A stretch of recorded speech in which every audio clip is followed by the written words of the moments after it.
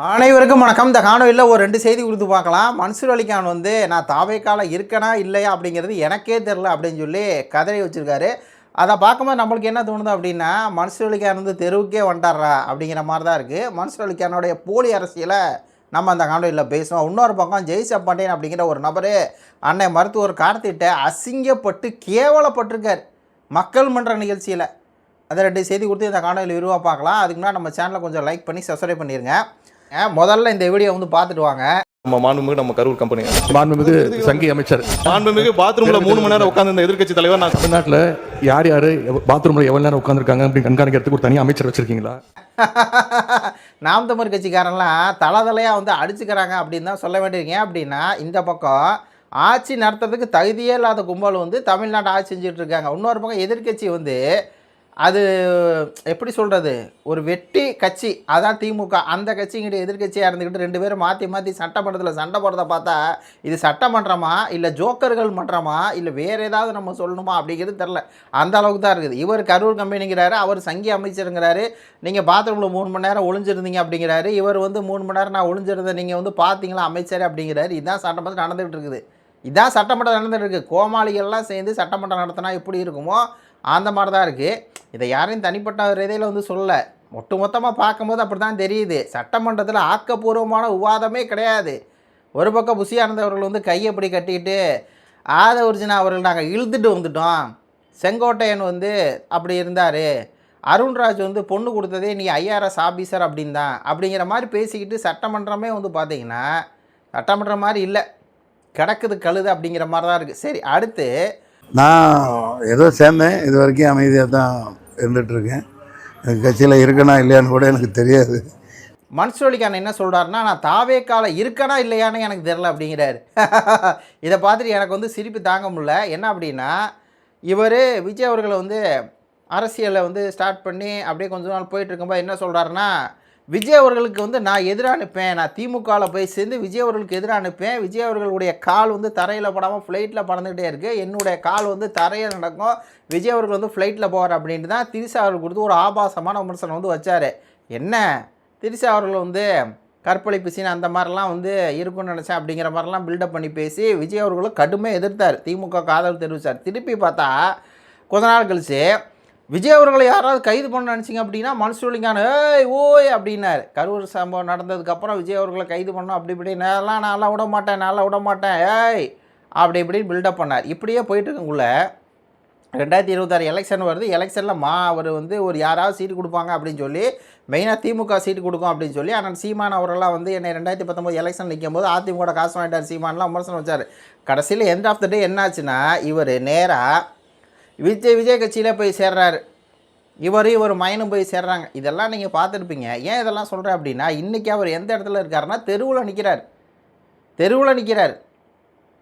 விஜய் அவர்கள் கட்சியில் நான் இருக்கனா இல்லையானே தெரில. இதுதாங்க, ஒரு கட்சியில் இருந்தால் உண்மையை நேர்மையுமா இருக்கணுங்க. இங்கேருந்து அங்கே போய், அங்கேருந்து இங்கே போய், இங்கே இப்படியே போனால் என்ன தெரியுமா, கடைசியில் தெருவுக்கு தான் வரணும். யாருமே மதிக்க மாட்டாங்க. அப்படி தான் மதிக்காமல் செல்லா காசாகி நாம் தமிழ் கட்சி 2019 எலெக்ஷன் நின்னாருன்னா புரட்சியாளர் மாதிரி அந்த பின்பம் இருந்துச்சு. மக்களுக்காக நிற்கிறாரா மன்சூர் அலிகான். இப்போ அப்படி தெரிலையே. இவர் தன்னுடைய குடும்பத்துக்காகவும் தன்னுடைய மகன் போதைப் பொருள் விஷயங்களை மாட்டிக்கிட்டனால ஆளுங்கட்சியை போய் காக்கா பிடிச்சிக்கிட்டு, திமுக ஆளுங்கட்சியாக இருக்கும்போது திமுக காக்கா பிடிச்சிட்டு, இப்போ தாவேக்கா ஆளுங்கட்சியாக இருக்கும்போது தாவேக்காவை காக்கா பிடிச்சிக்கிட்டு அந்த மாதிரி தான் இருக்கார். அப்போ இவரெல்லாம் ஒரு கட்டத்தில் சான்றிதழ் கழிவுன்னார். அப்போ பல பேர் ஏற்றாங்க. இப்போ பார்க்கும்போது கழிவாக தானே இருக்கிறாரு. ஐ மீன் என்ன கழிவு அப்படின்னா, நாம் தமிழ் கட்சிகளுக்கு தேவையில்லாத ஆட்கள் அப்படிங்கிற மாதிரி தானே இருக்குது. இப்போ இவர் என்ன பண்ணுறாரு, இதே மாதிரி தான் கல்யாண சுந்தரம் போனார், என்னத்தை சாதிச்சார், ராஜீவ்காந்தி போனார், என்ன சாதிச்சார், காளியம்மாள் போனாங்க, என்ன சாதிச்சாங்க, ஒன்றும் இல்லை. மொத்தத்தில் என்னென்னா, அண்ணன் சீமானுக்கு துரோகம் பண்ணுறவங்க அவங்க வேறு கட்சியில் போய் நல்லா வாழ்ந்தலாம் அப்படின்னா அது முடியாது, அது நடக்காது. ஒரு கட்சியில் உண்மையாக நேர்மையாக இருந்தால் அந்த கட்சி நம்மளை வளர்த்து விடும். அந்த கட்சிக்காரன் அப்படிங்கிற ஒரு பேரோடு நம்ம கடைசி வரை சாகலாம். கட்சிக்காரன் நாம் தமிழ் கட்சிக்காரங்கிற ஒரு திமிரோட தைரியத்தோட தெம்போட சாட்டை மாதிரி இடுபோன கார்த்தி மாதிரி என்னை மாதிரி இருக்கலாம். என்ன நாம் தமிழ் கட்சி தான், அந்த கட்சி தான் நம்ம இருக்கிறவர். அந்த கட்சியில் சீமான் தான் தலைவர், அந்த கட்சியில் தான் நான் அரசியலில் இருந்தால் அந்த கட்சியில் தான் இருப்பேன். இல்லை எனக்கு அரசியலே வேண்டாம் அப்படிங்கிற நிலைமைக்கு போகணும். நம்முடைய சொந்த தேவைக்காக போய்கிட்டு உட்காந்துக்கிட்டு அசிங்கப்பட்டுக்கிட்டு இந்த மாதிரிலாம் இருக்கக்கூடாது. அப்படிங்கிறத நம்ம வந்து சொல்ல வேண்டியிருக்கு. ஏன்னா நாம் தமிழ் கட்சி வெளியே போனவங்க எல்லாருமே ஏதோ ஒரு வகையில் வந்து பண தேவைக்காகவும் வேறு தேவைக்காகவும் போய் கடைசியில் என்ன அது ஒன்றுமே இல்லை, சைபர் தான்.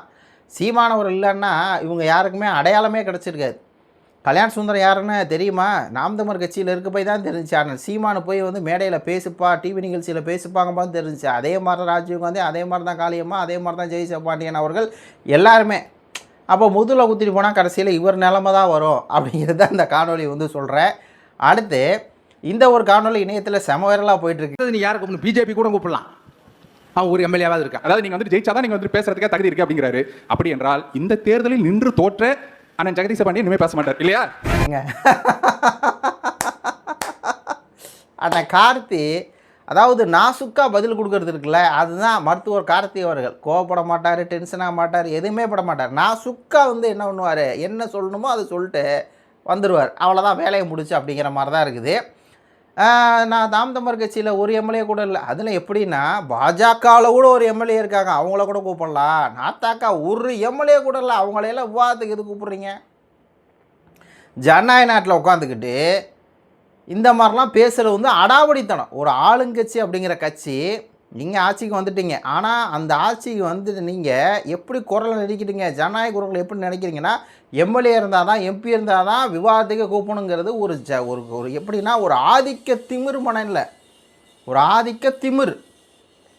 அதான் அந்த எம்எல்ஏ ஒருத்தர் கேட்டார் பார்த்தீங்களா, சீமானா யார், எம்எல்ஏ எம்பியான்னு. அந்த திமிர் எதுக்கு வருதுன்னா, நான் ஆளுங்கட்சி ஒரு எம்எல்ஏ ஒரு அமைச்சர், சீமான் யார் அப்படிங்கிற அந்த எம்எல்ஏவா எம்பி, அதான் அந்த ஆளுங்கட்சியுடைய அந்த அதிகார திமிர், அதிகார வெறி. அதனால எல்லாரையும் கேவலமாக பேச சொல்லு அப்படிங்கிற அந்த வெறி. அதே வெறியில் தான் நம்ம ஜெய்சபாண்டியன் அவர்களும் என்ன நாம் தமிழ் கட்சியில் எது கூப்பிட்றீங்க அப்படின்னோடனே நேராக போனார் மருத்துவர் கார்த்தி, மைக்கை பிடிச்சார். எம்எல்ஏவா எம்பியெல்லாம் தான் வந்து கூப்பிடணும் அப்படின்னா நீங்கள் சங்கராபுரத்தில் நின்று எம்எல்ஏக்குன்னு தோற்று போனீங்களே, அப்போ நீங்கள் இதுக்கு மேலே விவாத நிகழ்ச்சிக்கு வராதிங்க, ஒரே போட்டார். அப்படியே மூஞ்சி செத்து போச்சு. நம்ம ஜெய்சபாண்டியன் அவர்களுக்கு மூஞ்சி அப்படிங்கிறது இருக்குல்ல, அது வந்து செத்து போச்சு. அதாவது ஒரு கட்சியை இவங்க இழிவுபடுத்துறதுக்கு, அதாவது நாம் தமிழ் கட்சிக்கு வைக்கிற கேள்விக்கு இவங்க பதில் சொல்ல மாட்டாங்க, ஆனால் ஒரு கட்சியை இழிவுபடுத்துறதுக்கு டுபாக்கூர் பாலிட்டிஷியன் அப்படிம்பாங்க. அதான் அவங்களுக்கு தெரியும். சரி, தற்குறிகள் யார் அப்படின்னா வருதே, முதலமைச்சர் விஜய் அவர்கள் பேர் தானே வருது. அப்போது தற்குறி அப்படின்னு சொல்லி இணையத்தில் போய் போட்டு பாருங்கள், விஜய் அவர்கள் பேர் தான் வருது. அப்போ முதலமைச்சர் விஜய் அவர்கள் அவங்க கட்சியில் இருக்க எல்லாருமே தற்குறின்னு ஒரு மேடையில் பேசினா, அதாவது தனிப்பட்ட ரீதியில் இந்த யூடியூப்பில் பேசுகிறது, இந்த இதில் ட்விட்டரில் பேசுகிறது வேறு. அதவே ஒரு விவாத நிகழ்ச்சியில் போய் உட்காந்துட்டு கேட்ட கேள்விக்கு பதில் சொல்லாமல் இந்த மாதிரிலாம் பேசுகிறாங்க அப்படின்னா, அப்போ இவங்களாம் யார்? அரசியல் அரிச்சோடையே தெரியாத ஒரு நாகரிகமே அற்ற ஒரு கும்பல் தான். அதே மாதிரி தான் இந்த அனஞ்சதித்து வந்து ரொம்ப ஓவராக துள்ளினார். நாம் தமிழ் கட்சி நாங்கள் பேர் சொல்ல மாட்டோம், அது சொல்ல மாட்டோம், இல்லை சொன்ன கடைசியில் அசிங்கப்பட்டு அவமானப்பட்டு தான் இந்த அனந்தஜித்து வந்து நின்றுட்டுருக்கிறார். அதாவது அவங்க வந்து என்ன நினைக்கிறாங்கன்னா, நம்ம வந்து சீமானவர்கள் விஜயலட்சுமி அந்த இலங்கை போர் நடந்தப்போ மதுரையில் இப்படி பேசிட்டோம்னா சீமான ஒரு சிறுமை நினைக்கிறாங்க. சீமான ஒரு சிறுமை கிடையாது. இந்த விஷயத்தை நீ மேடையில் பேசுகிறனால நீங்கள் தான் ஒரு 4ஆம் தர பேச்சாளராக மாறுறீங்க. அதே இடத்துல அன்னை இடுமான கார்த்தி அவர்கள் விஜய் அவர்களையும் இன்னொரு நடிகையை வச்சு நினச்சி பேச 1 நிமிஷம் ஆகுமா, ஒரு 1/2 செகண்ட் ஆகுமா, ஆனால் பேச மாட்டார். அதுதான் நாகரிக அரசியல். அரசியல்னாலே தனிப்பட்ட வாழ்க்கை வரக்கூடாது, கேட்ட கேள்விக்கு தான் பதில் சொல்லணும்.